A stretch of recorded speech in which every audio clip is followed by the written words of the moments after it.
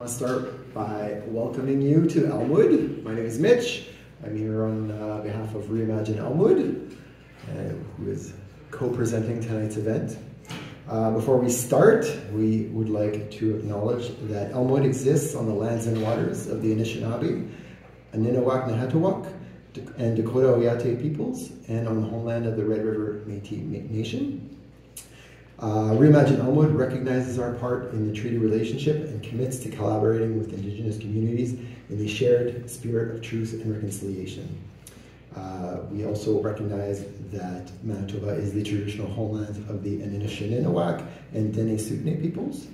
And as we gather in Treaty 1 territory, it is important to recognize and honor Treaty 3, in particular Shoal Lake 40 First Nation and Eskatawazagegan number 39 Independent First Nation, where we source our clean drinking water.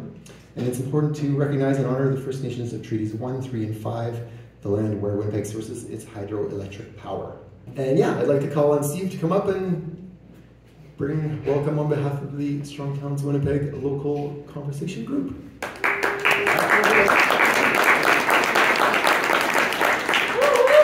Thanks, Mitch. I'm Steve. I'm the local conversation leader here in Winnipeg. For those of you that don't know, Norm will probably go over this, but Strong Towns is a national organization and they really want to build a grassroots movement of bottom-up revolution.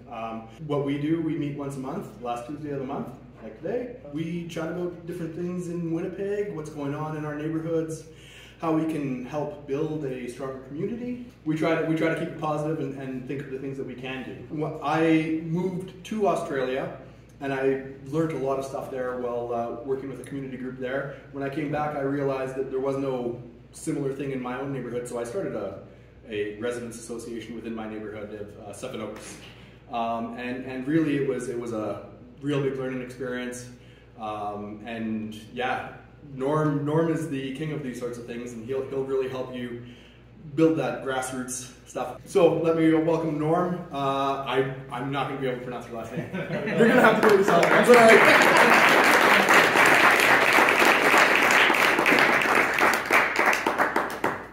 Good evening, it's good to be with you. My full name is Norm Van Petersman, and you can blame the Dutch for it being so long. And I am a resident of Delta, British Columbia, but I grew up in Lethbridge, Alberta, so I grew up on the prairies and have come to really appreciate and enjoy the experience of also being here in Winnipeg in the winter and enjoying a fine spring break. There were lots of people that kind of questioned my sanity when I said I was going to the great spring break destination of Winnipeg. Tonight, what I want to do is just to introduce you, if for some of you, you might be wondering a little bit about Strong Towns. We'll touch on that just ever so briefly, and then we're going to dive right into just a discussion of how to mobilize a community. And what does that look like? And I actually, just in chatting with a number of you here already, had the impression, and probably would not be incorrect in saying that many of you could already be giving half, if not all of this talk, taking lessons from your own experiences and identifying those things that have helped you to connect at a personal level with people in order to be able to help them slowly begin to change their minds. But on a national and now international basis, Strong Towns is a member-supported nonprofit organization that's trying to change people's minds about what it takes to build healthy, prosperous, livable, and safe communities. We are seeking to change the development pattern of North America, and to do so on a city by city by city and town by town basis.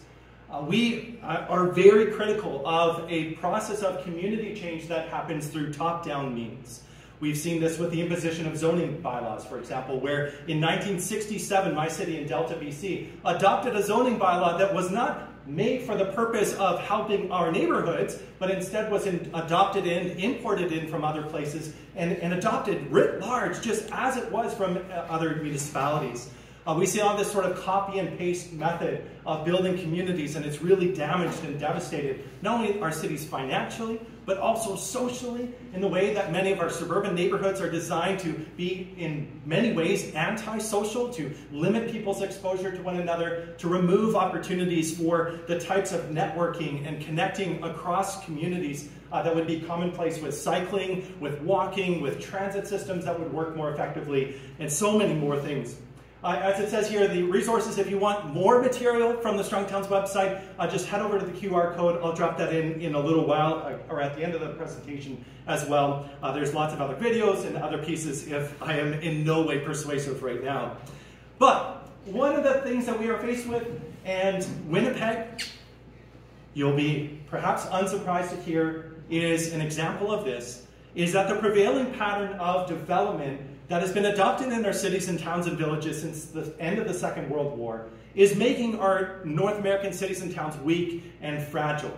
And I want to say it's making it weak and fragile in the financial sense, that we are faced with significant cost gaps and revenue challenges, but also socially and emotionally and culturally, all of those core things that are so core to what it takes to build places that are great for people to live in, which seems so apple pie and motherhood sort of things to say, and yet we see the opposite of these things captured in our zoning bylaws, in our various regulations, even the ways in which many of our city departments are really rigidly enforcing certain standards while ignoring the other standards that would actually help our communities. And so we are seeking to change that in addition to many other groups doing this work across North America.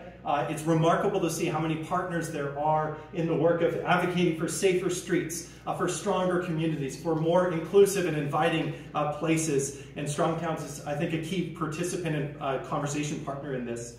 And so we are trying to change the development pattern of North America, because our current path, which was truly and genuinely meant as a means of securing prosperity for all, has unwittingly trapped us in a system that is incapable of building lasting prosperity.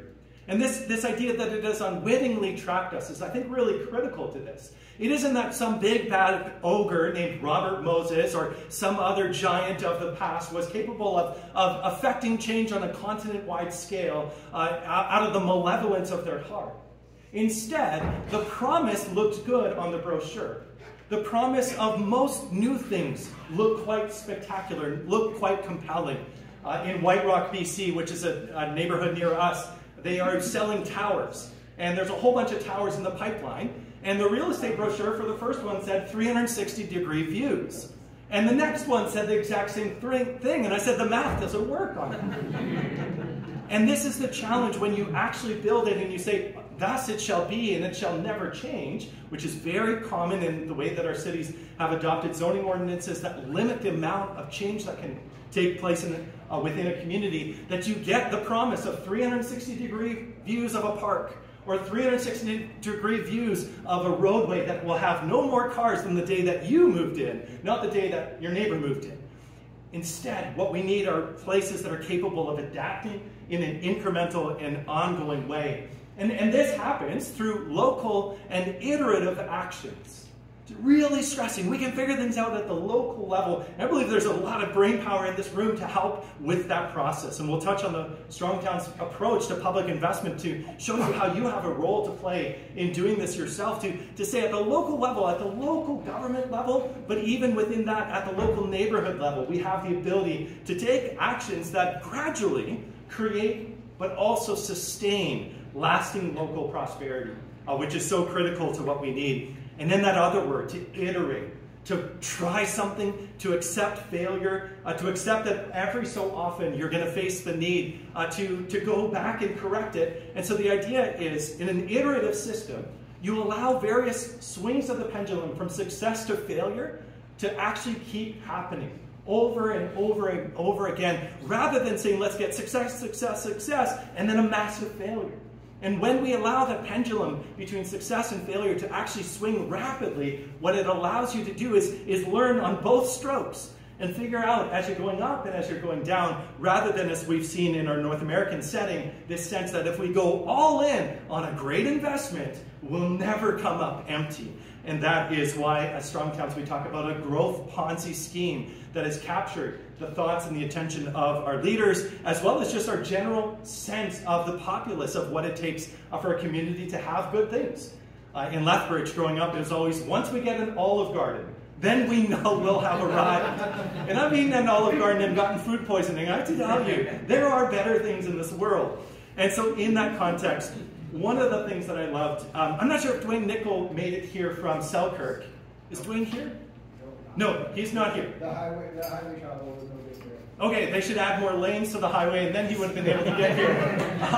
Dwayne Selkirk shared something with me. I was having a conversation with him, and he said, I think about my work as a city manager in the context of time travel. In time travel, the rule is if you go back, you need to make sure that you don't make significant changes. But even, you need to be really careful about the small changes, because what happens if you make the small change? You prevent a child from stumbling into the street, and next thing, that person becomes the next Hitler, or something else. You need to be careful about even the smallest changes. And Dwayne said, my view of working as a city manager is actually to make those small changes. And to make those small changes and know that I may not even fully see the good outcome, perhaps sometimes the bad outcomes, but if you're sensitive, you're going to be aware of when, oh, this is not trending in the right direction. But in so doing, what I loved about his description of his work and your work as members within your community is that you are in part those people that are tweaking the current timeline so that the future timeline is different than it otherwise would be. And I love that vision, and I love that idea, and that's where you get something like this, which seems like a headshake. When boring is a thrill, Selkirk's administration is on the same page with its council. That's great. When it comes to planning for a healthy community and people are excited about it, doing the small things, the basic things, maintaining what they have, and being committed to this.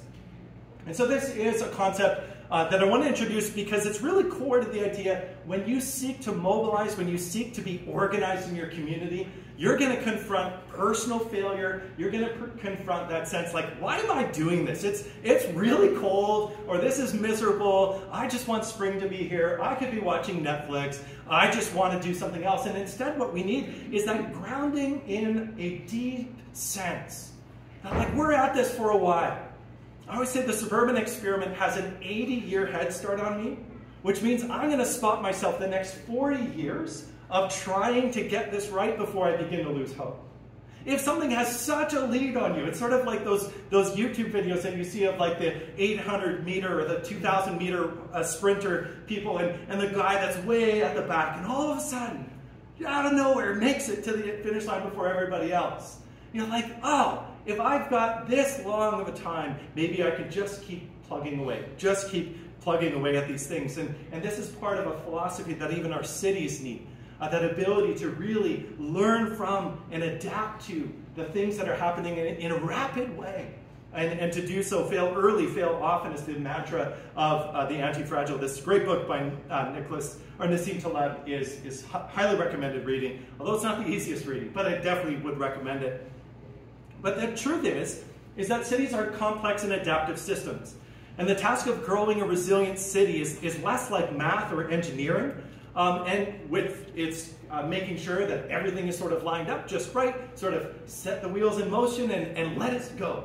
And then the only trouble you have is if your roadway is designed for lots of vehicles to move through it, and a pedestrian happens not to be wearing enough reflective clothing, it's their fault. They haven't used the machine right. Or if somebody says, hey, I'm thinking about starting a small business and I don't have the capacity to rent a commercial office space, so I'm going to start it in my garage, you say, no, that's not in the system either. That's not in the handbook. Even though that's the natural response that somebody wants to have, which is to do something at the first increment, the first opportunity. The systems, when they're designed in this way, are simply saying, we follow the rules, we follow the system, and we get these types of outcomes. And instead, we need to make sure that instead we take an approach like a conservation biologist that observes the things that are happening in an ecosystem and tries to affect some small areas, inject some small opportunities, and see the things that emerge from it, and do that work of building it, as it says, as a type of art, or even feels like a bit of alchemy. This is where we look back to our ancestors at Strong Towns and we say, over millennia of human habitat, how have we gone about building places that survive? What were the core things that surviving cities did that non-surviving cities didn't? And non-surviving empires? What are the things that we can learn from our ancestors about the way in which we build lasting prosperity in our communities? And now here I want to pivot a little bit to then the question of what do we do with all this? I chatted with a number of you that said like, hey, I've been watching some Not Just Bikes videos. I've been maybe reading, my brother-in-law Mitch writes the Dear Winnipeg blog, reading things online, taking in various sources of information. And in this context, one of the challenges that we have is convincing other people. The city would be great if this was the voting population and this was also the voting decision-making body, and we could basically, by the end of tonight, solve a lot of things. There'd be a lot more bike lanes for the few folks over here, or a number of folks that came by bike. There'd be other great necessities built into our communities. We'd have it all figured out. But the truth is we have to convince a lot of people. And so In the Righteous Mind, another great book that I'd recommend, Jonathan Haidt is a sociologist, and he explores why people are divided on these big things like politics and religion. And his insight is that there are these moral judgments. There are 6 sort of frames of moral judgment that stem from our intuition and not from logic. This is why we don't bring facts to an emotional debate, which is great advice for a marriage and other types of working relationships. And in this setting, what we need to realize is that oftentimes we are moved first by our instincts. We're moved first by our intuition, which requires of us, if we seek to be persuasive, that we meet people where we're at. In a moment, I'm going to touch on the financial aspects of the performance of cities, because this is actually one of the areas where we find a ton of common ground, especially in the United States right now, which, as you know, is going to be going through a bit of a tough spell, and we'll be battling a lot of things. And already now, strong towns, we always call it the crazy season, because all of the oxygen in the room gets sucked up into these partisan bickering. And instead we say, no, we need to pull back from that. Connect with people, sometimes on the financial level, sometimes on the personal, social level, whatever it is that helps you get there. And Jonathan Haidt in this book says you need to first understand the role of intuition, to recognize that moral judgments often come from intuitive feelings rather than logical reasoning. This is perhaps the reason why people will say like, hey, nobody gets their groceries without a vehicle. Or they'll say, hey, everybody wants a house with a 3-acre lot. Or there's often this very simple, and you turn around and you're like, but that's not right. Statistics show. And they're not there with you. And this is one of the challenges that we have when we try to mobilize our community. We want to connect with them first, even at their level of moral judgment, identifying what is it that instinctively they feel and where can you find that common ground. Because when we seek that common ground, we find often people will share basic moral concerns, such as caring for family and fairness. In our local conversation group that I lead in Delta, one of the things that a number of the seniors have said is, I want to get more housing in our city because I don't want my grandkids to live in Regina. And for them, that's like, we don't want to have to go there. And so the result is we need to keep the homes here.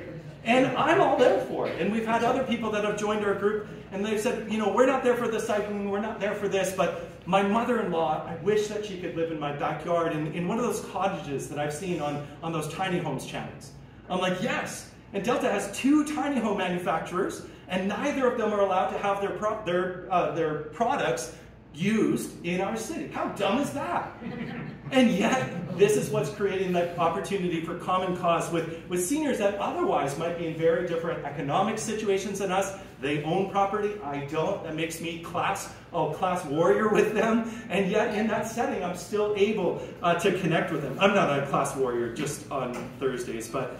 and then to reflect on our own self-interest, Jonathan Haidt says, if we can do this, we go a long ways, and then to value community. So I want to give you an example of what this looks like, and I think this is where we can really help ourselves a lot when we try to figure out what are some common sort of core things that we have in our community. This is the city of Chilliwack, BC. Chilliwack is not Winnipeg, but I didn't have time to put together slides for Winnipeg because I was supposed to be on break. And during the, when I went and looked in their downtown area at this little vegan grocer, it's on a 0.11 acre site.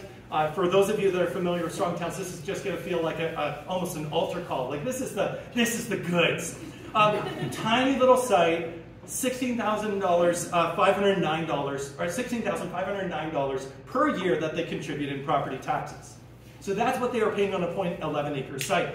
Just adjacent to this, so I picked one of the, in a sense, don't tell them this, but one of the worst sites in their little downtown.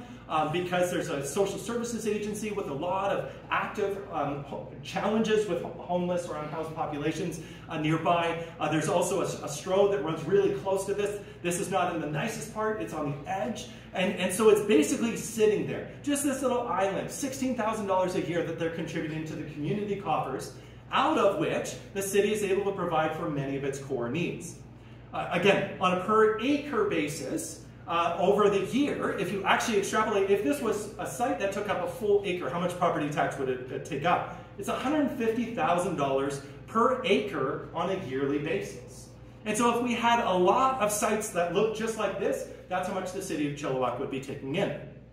Just up the street, a little bit nicer, but notice this is within, or notice you can't because you don't have the map in front of you, about 30 meters away, not that far away, is this site. And because it's in a slightly better part of town, and because of the way in which designed, better is actually very close. Because of the way in which these core downtowns actually function, these traditional neighborhoods have the ability that very quickly you move from one hot zone into a cold zone into a hot zone. It's a remarkable consequence of this type of building pattern.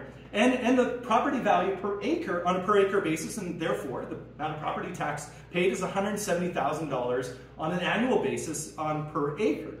Then, if we begin to change the development pattern, which I touched on at the beginning, this is the Shoppers Drug Mart, and you see it's a larger site, 2.86 versus 0.09 acres, but because of the way it's built out and because of the provision of multiple or precipitous amounts of parking, the consequence is that the property value per acre, as well as the property taxes per acre, plummets down to $53,000. So it's dropped. This is how much the city could be collecting if this site was actually developed to look, if this site was developed to look like this site.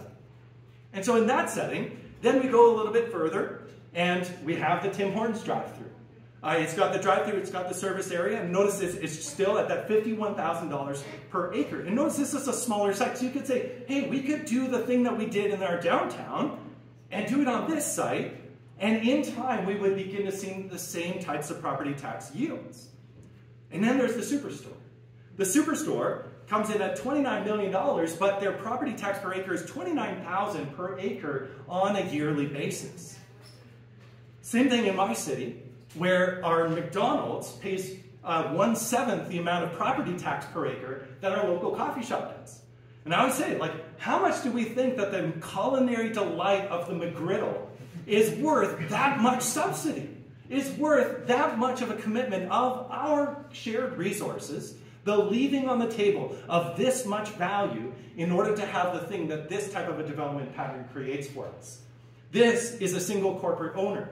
This site is littered with tons of different owners on these community streets. This is a site that has seen many, many businesses come through it, whereas the Superstore requires you to be a long-term tenant and requires you to stay there until the Dollar Value or the dollar store show up, and then you know that this site is going to be abandoned and you should move on as well.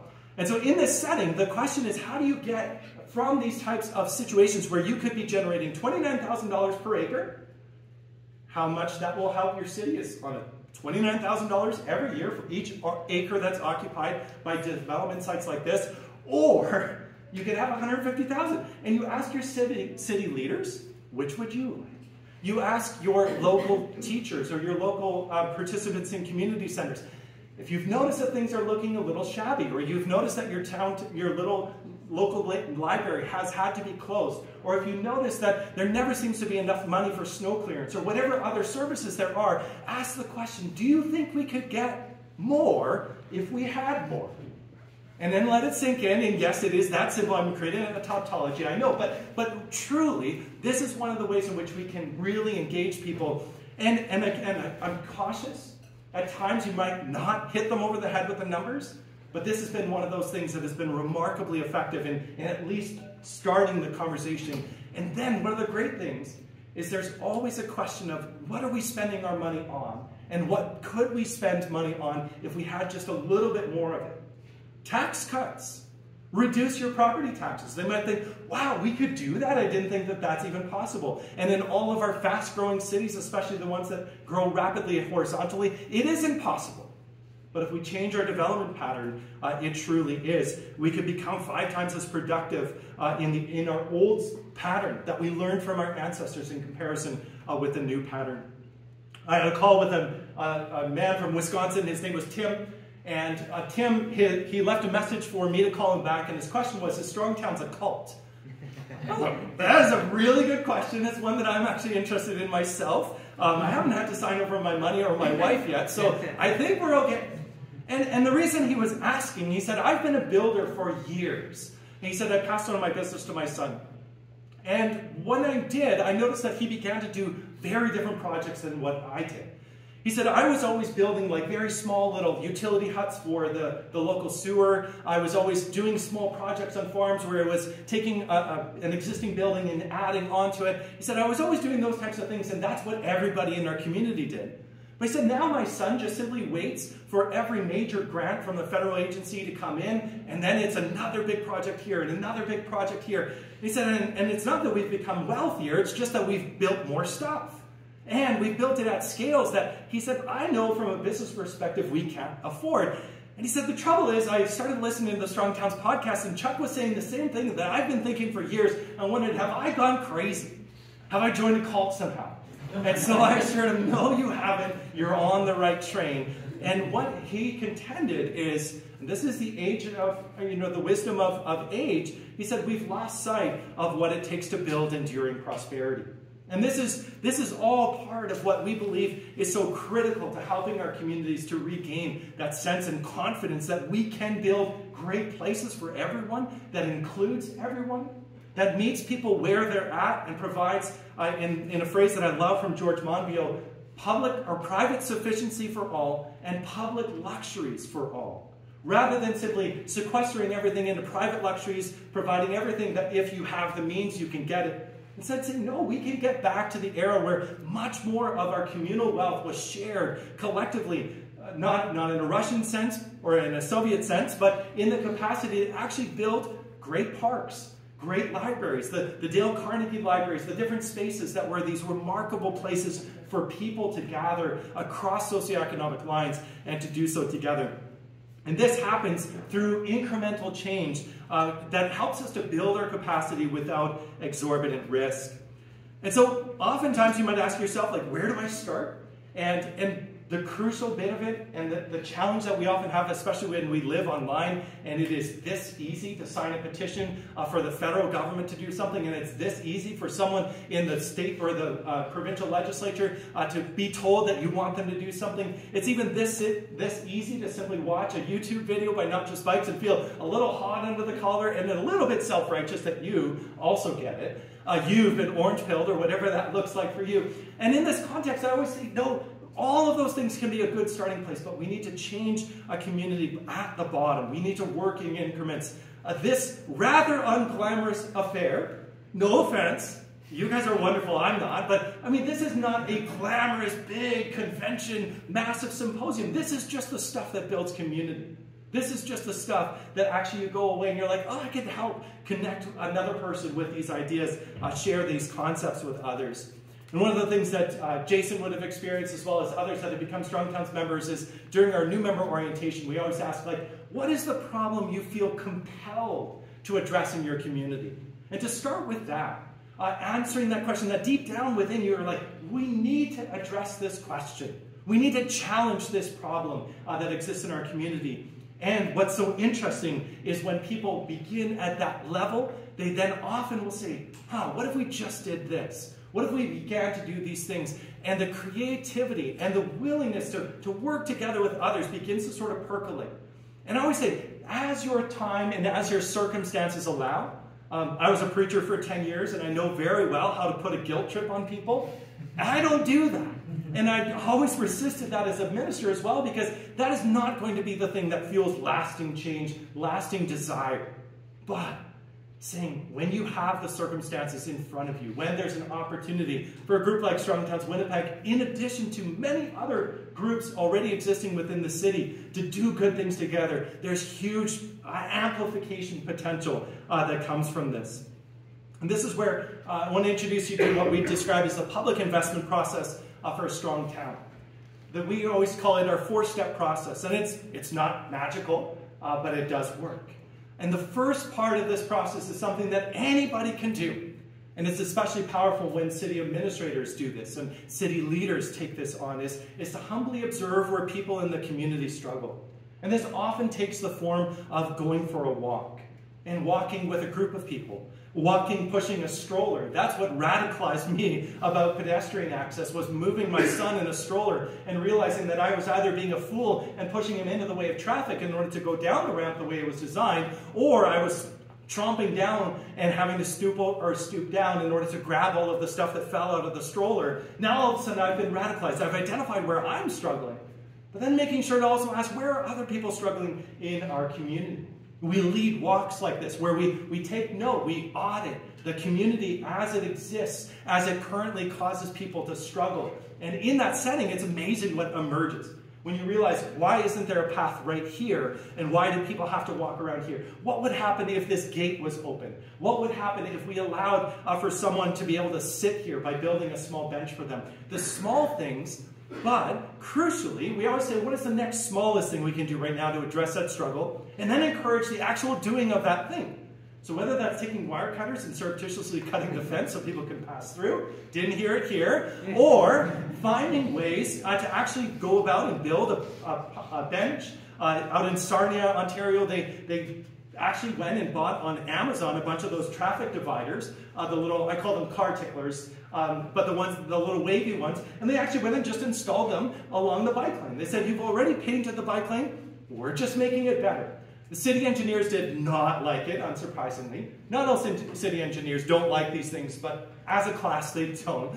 Along with that, they said, let's have a conversation. What don't you like about it? Well, it makes the lane narrower. Yes! And it actually signals that this is an area that has been permanently made into a bike lane. Yes! And it creates the conditions where drivers are going to have to pay closer attention as they're maneuvering through. Yes! And they were able to have that conversation, and the city engineers then went and said, okay, I guess we're going to do more of those. So that's what locals had done, gave rise to the city beginning to mimic it and doing it itself. This is the same thing with painting intersections to make them safer, doing so many other things that we can do. And it's about doing that thing and then repeating it. Not just being like, oh, we had a good experience, we did a thing, but actually to get into this process. And I'll share this, and we'll see how many people watch the recording as to how many people actually hear this story out of what Medicine Hat. But we had a year-long or 2-year-long engagement with the city of Medicine Hat over the last year, and we're into the 2nd year. And as one of the workshops, we had all of this, as many city staff as wanted to come out, and we actually walked them through this process. We had all the city staff sit in different tables, and we had each of them say, okay, identify a problem where people are struggling. Humbly observe, what is it that you've observed? And all sorts of different issues were identified. And then we asked, what's the next smallest thing that we could do right now to address that struggle? And being schooled in the way of cities, the first response was, we will study it. The second response was, we should see if there's a federal grant. And the third response was, well, there's probably nothing we can do. And neither or none of those were satisfying. And what was really interesting was to see the smaller group, the action team that we've been working with for over a year, they jumped in at each of the tables and were like, no, take it smaller, make it more incremental. Figure out, what's a smaller thing that you could do? And by the end of the exercise, there were a number of really great small suggestions. And the city began to implement them and begin to learn from those things and begin to repeat that process. I know I'm starting to run a little bit into my time, so I want to be cautious about this, but I want to share a personal story on our street. We observed that our neighbors we didn't know our neighbors, so personally, and it felt like our neighbors didn't know each other as well. Like our neighbors would only meet our other neighbors through us, and we thought, oh, let's do something about it. So let's host a block party. And I was like, all right, we're going to do it in June. Well, June came and went. Then let's do it in July. No, July came and went. Then I went in and just using Canva, I created this very, very simple poster. And I was a fool, I hit print. And I printed off 60 of these, and then I realized, well, now I'd be an even bigger fool if I actually didn't just distribute them. And by going out and distributing them, we had over 40 people show up, and it was the first block party that had happened in our suburb in 38 years. And the fruit of it was, for me, the realization that my psychological breakthrough had to come in the form of having just hit print. I now knew that I'd taken an action, and I would regret if I actually didn't pass those things out. My son and I went out on the hottest day of the year in the midst of a heat dome, and maybe it was out of sympathy, but people came. And we've done another one of those, and there's so many more examples of what you can do as you begin this process together. And so this is where it becomes personal. It starts with you. You each have the capacity and the ability to do this. You'll need to be stubborn. Someone who doesn't give up when others suggest that they think about doing so. You have to have a little bit of that tenacity, and guess what? That tenacity, some of it is from birth. I've met very extremely stubborn people. I'm married to one. But there's other times where you learn that tenacity. Simone, Rosanna, I love you, but you'll also need to be impatient.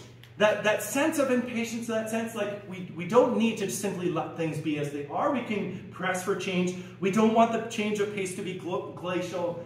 We're going to put up a bit of a fuss if every proposal is studied by third-party consultants and every report has to take 3 years. We're going to be in this fight. We're going to continue until we see what we are here for.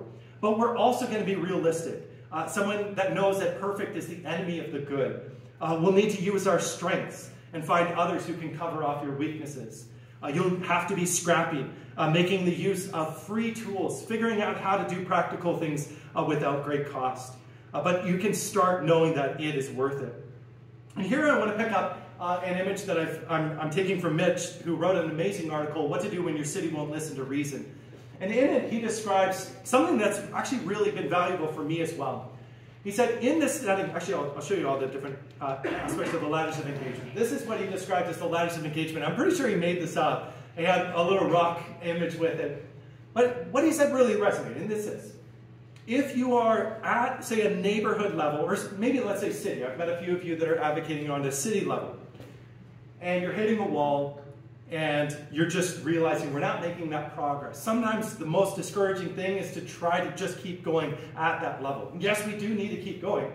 One of the things you can also do is scale down one step on the ladder of engagement, down to your neighborhood level. Say, let's see if I can get a win here. And if there's no wins to be had at the neighborhood level, bring it even back to just your block. Or even more so, bring it to just your neighbors. To do a thing together, to encourage one another, whatever that looks like, whatever small improvement can be made. If it's building a bike bench or a bench for people at the bus stops, and then together as your neighbors going out and installing it. If it's doing some sort of an activity, if it's helping to create more safe bicycle parking by providing some built-in bike racks, whatever that looks like, you can do it. And then as you do it, you get the wind back in your sails, and you're encouraged to continue on up to the city level, and then to the regional level, and then to the province and the country. And I think this is why it resonated so much with me especially, was because in high school I remember being told, okay, you need, in my yearbook, maybe unsurprisingly, my yearbook ambition was to be Prime Minister one day. And the reason for that is because that seemed to be the place where things happen. And yet, what Strong Towns argues, and its core, it's one of our core principles in our mission statement, is that local government at the local level is where the action is at, and where the great leading lights of the next revival of our communities is actually going to be seen. You're going to see it at the local level, which will then resonate out into the higher levels of government, higher orders of government, learning from the things that are being done effectively and efficiently and well within our existing communities. And so if you're ever feeling discouraged, think about the ladder of engagement, scale it back, and figure out how to do this. Now, another core thing I would always urge everyone to do is to be for something positive. Give thought tonight or going forward, or perhaps you've already done this. What are you for? We are defined in a battle between yes in my backyard and no in my backyards, and different types of groups. And the NIMBYs especially often really struggle to define what are they for. And one of the things that I found to be most valuable is actually asking, what are you for? Like, what are the points of commonality that we can find together? But this also applies for a group like Strong Towns Winnipeg. What are you for?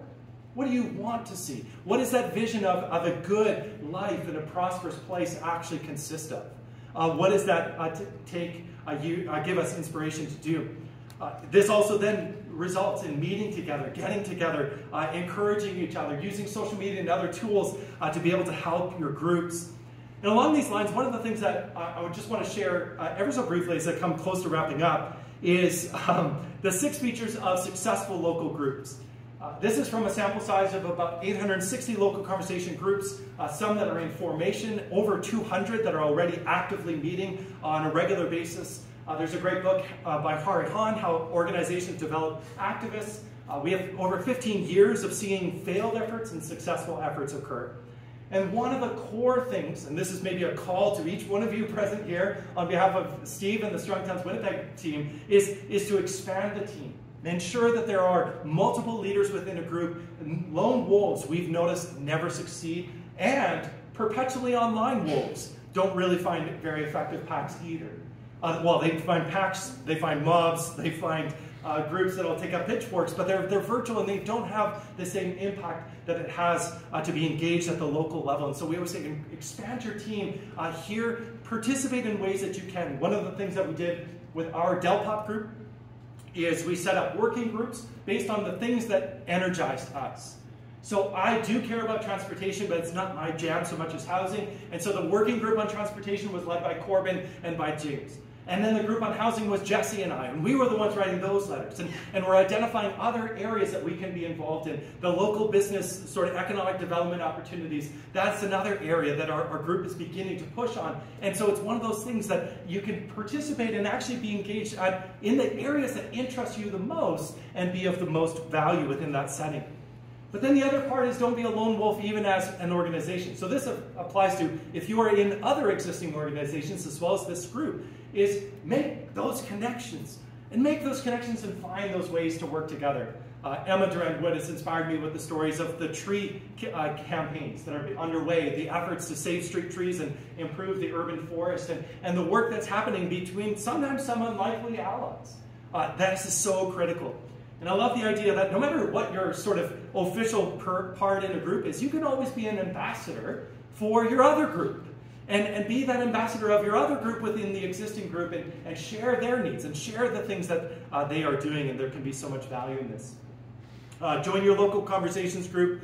Please do. They're really, we've been seeing, I wish I could share all of the stories of the things that these local conversation groups are doing, but it's inspirational. And then another core thing is to do something together. You and others will always feel more invested and galvanized once you've undertaken a project together. We have groups that sweep bike lanes so that way they're cleaner because the cities refuse to do maintenance on them. Others that clear leaves from gutters so that way the sewage systems, which are already at risk, aren't further burdened. Painting an intersection. Creating iterations of wayfinding signs, providing seating, raising funds to plant trees, doing a walk audit. There's so many things. And one of the coolest things is just learning. You can join the local conversation leaders on Discord group and just figure out, like, hey, what are you guys doing and what are you doing? One of the things we did with our group is we created a campaign platform of the ideal candidate, the platonic ideal of the Strong Towns candidate.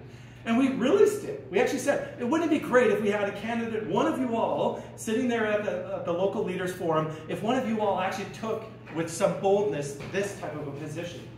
And interestingly, we know from the candidates that ran and won that our positioning ourselves in that way actually moved the Overton window, began to shift the window of what was considered acceptable, so that when their somewhat mealy-mouthed proposals were put forward in public, the response from the crowd that was like, we don't want any of that, was they could say, well, we know people that do want way more. And so we're meeting in the middle. And mercifully, that middle was not as bad of a middle as it previously had been. That is one of the consequences of effective organizing within communities and communicating and doing so in a positive way. Actually, I should be careful. Not necessarily positive, but in a way that is upbuilding. We always say never attack people, attack actions. You can go after them for days on that, but once you make it personal, it just sets people against you. It's really difficult to bring them back in once that's happened. We see the opposite in the ways in which many campaigns, you cyclists, you're bad people, or you're just some environmentalist that wants to lock everybody in a prison city, or whatever that looks like. There's so many caricatures out there that it behooves us, and actually you get lasting power when you prove that you're not prone to those sort of mischaracterizations. We had it in our city. There was a couple of seniors organizations, and I was on the board of an organization that was advocating for the needs of individuals with intellectual disabilities within our communities who were struggling to find housing, or knew that once their parents died or had to move out of their family home, that they would then struggle to have adequate housing. And so with Shirley and with Joy and myself, we had a call together because the city had a large parcel of land that was right next to the entrance to Ladner Village, which is a great part of Delta, BC. And this had been an old racetrack, and there had been a proposal by a seniors group, let's turn it into seniors housing. And they actually brought in an architect, and they did like a design charrette, and they had a description of like where the small commercial would be and where the daycare would be to like add more invigorating activities for the seniors, and it was really cool. And up in the corner there was this tiny little dog park and a few other sort of amenities, a community garden. But the city, out of the Parks Department, had gotten approval for $150,000 on this land to install an enclosed dog run area. And so both Joy and Shirley were like, oh, can you believe it? Why are they doing stuff for dogs when they won't do things for people? And I said, actually, what if we turn this around? In this situation, they're doing the one thing in your plan, so we praised them. We said, congratulations to the city. You have begun to implement the Patterson Village Master Plan. We're so glad to see the dog park. Now let's see the rest. And the response was, it actually just got written up again in our paper a year later, because the paper took it up and we're engaging with it. And it's those opportunities to say, is there anything that we can find that is credible in what our city leaders are doing, in what our community leaders are doing, and to be able to connect with them at that level. And again, if we do this on a regular basis, we gain a new audience with a greater number of people. And the flip side of it is, you can quickly grow an audience being cranky, being subversive, being ironic, being able to project your dissatisfaction.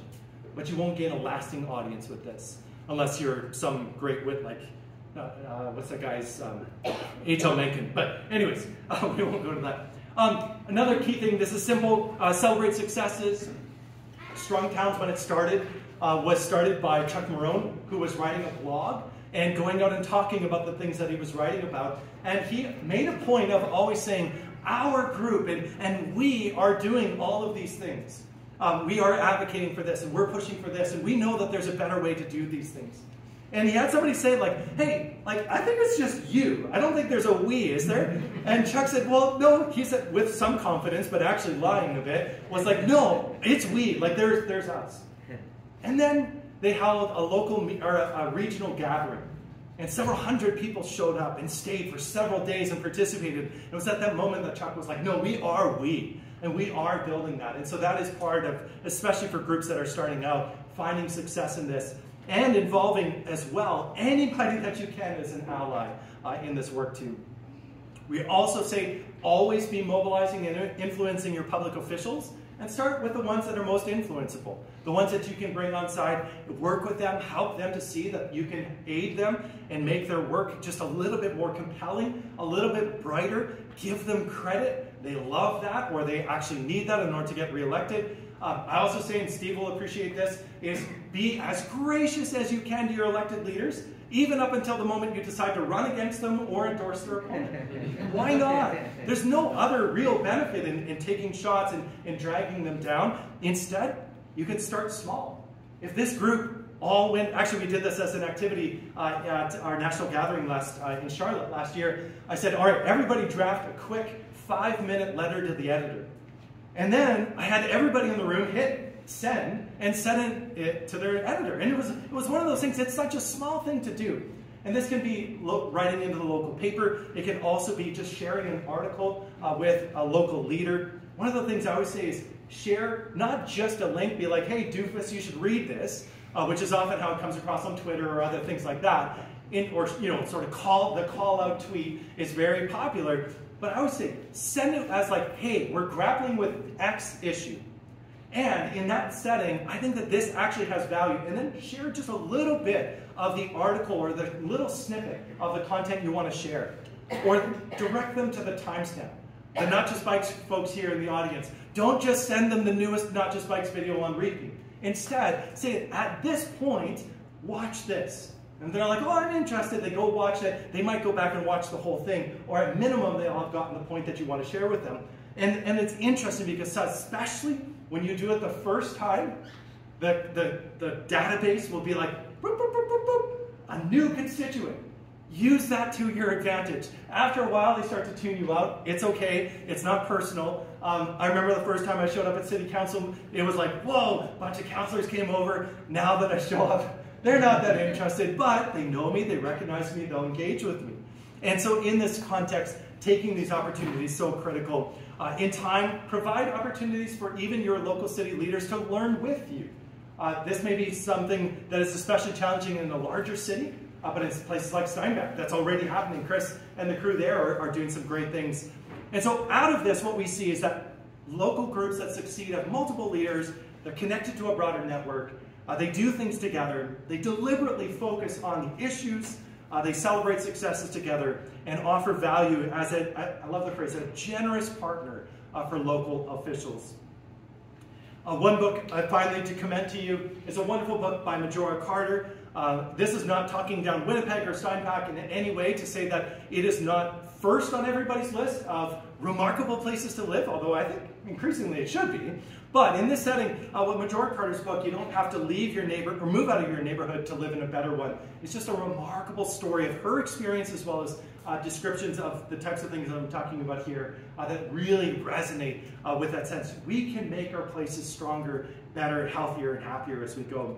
And so again, here's a link for the talk, the resources for tonight's talk. And with that, I just want to close with this reminder that as your circumstances allow you to, there's going to be opportunities. And when you do that, when you love your city, it will surely love you back. And you will find that you found a new path for engagement and for ways to be enthusiastically participating not only in improving your life, but improving the lives of others. So thank you for coming tonight, and thank you so much for this opportunity to share with you.